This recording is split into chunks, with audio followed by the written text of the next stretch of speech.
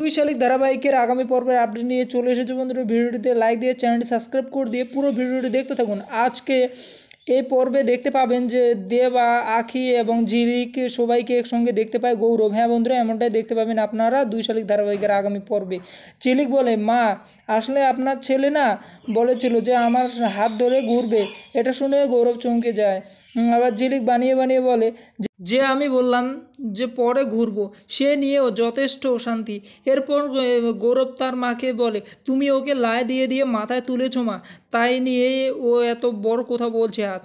আর তখনই ঝিলিক বলে, আরে না না, আপনি আমার বর, আপনাকে লাই দেবো না তো কাকে লাই দেবো বলুন। এরপর ঝিলিক বলে, মা মা আমাকে কি বললো জানুন তো, বলেছে হয় এবার নয় লেবার, আর হাত ধরে টানতে টানতে ঘরের ভিতরে নিয়ে চলে এলো। এরপর গৌরব বলে, মা ও সব মিথ্যে কথা বলছে।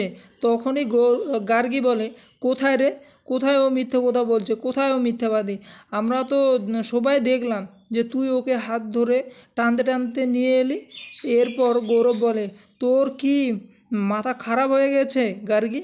একটু পরে পিয়ারকে আসে, আর ঝিলিক তখনই একটা বুদ্ধি পায় যে এবং এবারে পিয়ারকে যে কোনোভাবে সাহায্য করতে হবে। গৌরবকে বলে, আপনি কি রকম স্ত্রী চেয়েছিলেন যে আপনার বাবার কাছে পরে পরে মার খাবে আর আপনার বাবার জুতো পালিশ করবে, তাই তো, তাই না? এই কথা শুনে সবাই চমকে যায়। এরপর ঝিলিক পিয়ারকের কাছে গিয়ে বলে, বাবা বাবা আপনি পাটা বাড়িয়ে দিন তো, এদিকে পা এগিয়ে দিন, আপনার জুতো আমি পরিষ্কার করে দেব, পালিশ করে দেব, যেরকমটা আগের মতন করে দিয়েছিলাম সেভাবে আমি আবার আপনার জুতো পালিশ করে দেব। আপনার ছেলে দেখতে চায়, পাটা বাড়িয়ে দিন তো। এরপর ঝিলিক পিয়ারকের জুতো পালিশ করার ঢং করে তার পায়ে চিমটি কেটে দেয়। এরপর পিয়ারকে চলে যায়। এরপর চলে এসে রাইমার পালা। রাইমাকে বলে, বৌদিমণি তুমি আমাকে যে ওষুধগুলো আগের খাওয়াতে, যেগুলো খেয়ে আমি খুব কাঁপতাম, সেই ওষুধগুলো আমাকে দাও তো ঝটপট, আমি সবগুলো খেয়ে নেব। তখনই রাইমা বলে, আমি আবার তোমাকে কখন ওষুধ খেতে বললাম?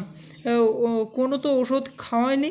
এরপর ঝিলিক চলে যায় পিসিমণির কাছে। পিসিমণির কাছে গিয়ে বলে, পিসি আন্টি তুমি আমাকে মারো, আমার স্বামী দেখতে চায়। এরপর পিসি আন্টি বলে, তুমি কেন এরকম কথা বলছো আখিমা? আমি তোমাকে খালি খালি কেন মারবো, আর তুমি আমাকে কেন বিনা দোষে কেস দিচ্ছ মা?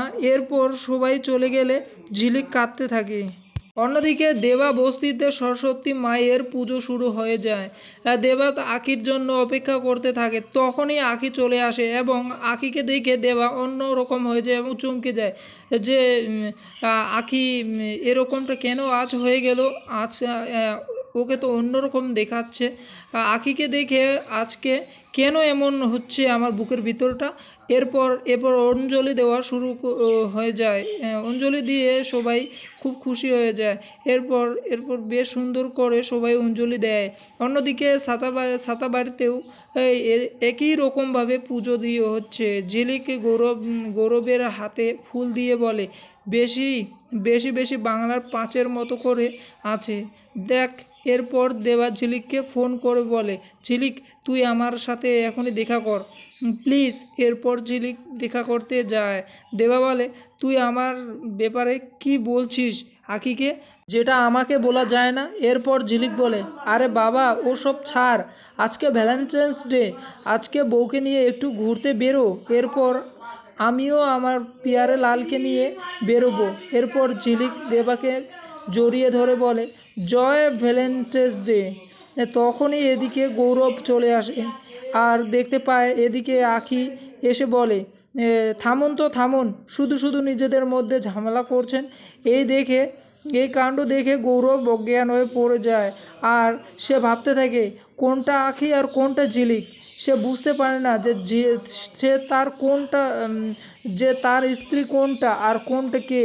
তো বন্ধুরা, তোমাদের এপিসোডটি যদি ভালো লাগে থাকে প্লিজ কমেন্ট করবেন আর চ্যানেলটিকে সাবস্ক্রাইব করে পাশে থাকবেন। নতুন নতুন এপিসোড দেখার জন্য চ্যানেলটি সাবস্ক্রাইব করে পাশে থাকবেন। আজকে এখানেই বিদায় নিচ্ছি বন্ধুরা, তোমরা সবাই ভালো থাকো এবং সুস্থ থাকো। আজ কমেন্টে লিখবেন কীরকম এপিসোডটি লাগলো। ধন্যবাদ।